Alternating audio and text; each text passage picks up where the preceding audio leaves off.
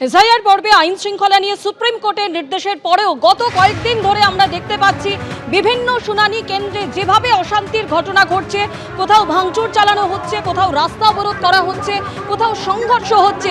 আজও কিন্তু একই ছবি আমরা বিভিন্ন জায়গায় দেখেছি। একই সঙ্গে আপনাদের সামনে খানাকুল, বলাগড়, শিলিগুড়ি, রাজারহাট এবং আসানসোলের ছবি আপনাদের সামনে তুলে ধরছি। এসআইআর এর শুনানির নামে হয়রানির অভিযোগ, তারই প্রতিবাদে বিভিন্ন জায়গায় চলছে অবস্থান বিক্ষোভ, কোথাও সংঘর্ষের ঘটনা ঘটেছে। এবার আপনাদের সামনে বলাগড়ের ছবি তুলে ধরবো, যেখানে বিডিও অফিসে এসআইআর বিক্ষোভ, বলাগড়ে বিক্ষোভ, মুখোমুখি তৃণমূল বিজেপি।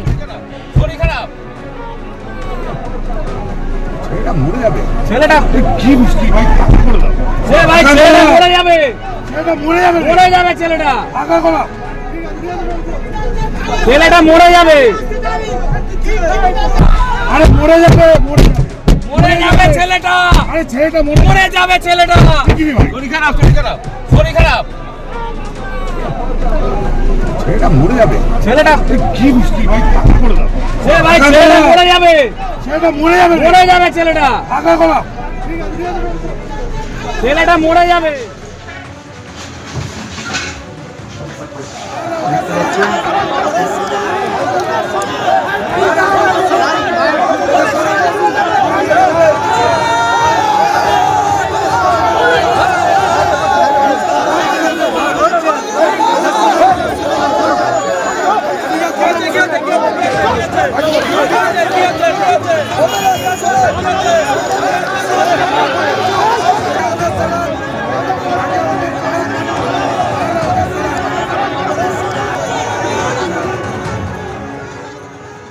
বৈধ ভোটারদের, বিশেষ করে তৃণমূল কংগ্রেসের কর্মী যারা, সমর্থকবৃন্দ যারা, বেছে বেছে তাদের নামগুলো যাতে বাদ যায়, সেই জন্য রাতের অন্ধকারে তারা ফর্ম 7 জমা দিয়েছে। প্রায় 4000-এর বেশি ফর্ম 7 তারা জমা দিয়েছে।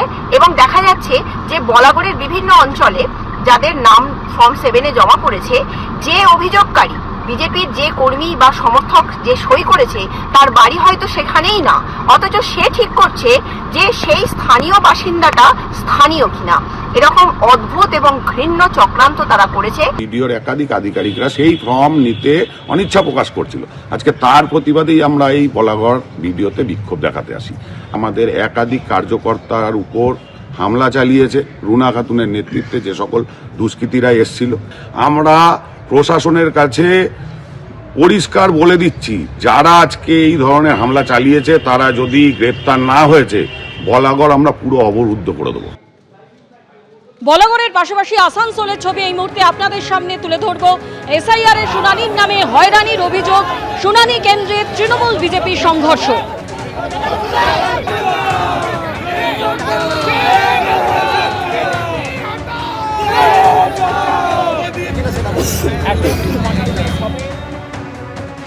নির্বাচন কমিশনকে সুপ্রিম কোর্ট বলে দিয়েছিল যে আপনারা এসআইআরকে আরো সহজ করার জন্য, এসআইআর কাজকে সুস্থ করার জন্য আপনারা সেন্টার বাড়ান। নির্বাচন কমিশন সেই কথা না শুনে একটা সেন্টারের মধ্যে, দুটো রুমের মধ্যে প্রায় 12 থেকে 14টা পার্টি আজকে এসআইআর করতে দিয়েছিল। বিজেপি বুঝে গেছে তৃণমূল সরকারকে চতুর্থবার জন্য আসার জন্য কেউ আটকাতে পারবে না। তারা আজকে এই জন্য আজ থেকে শুরু করেছে যেখানে সেখানে ঝামেলা করার জন্য। কোনো লোক ওইখানে কাউকে মারধর করেছে, আমাদের কাছে এইরকম এখনো পর্যন্ত কোনো খবর নেই।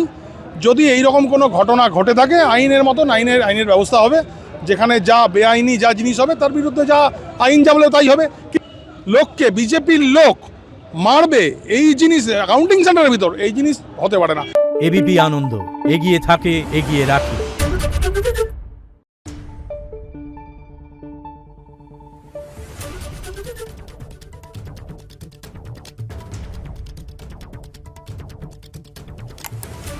Thank you.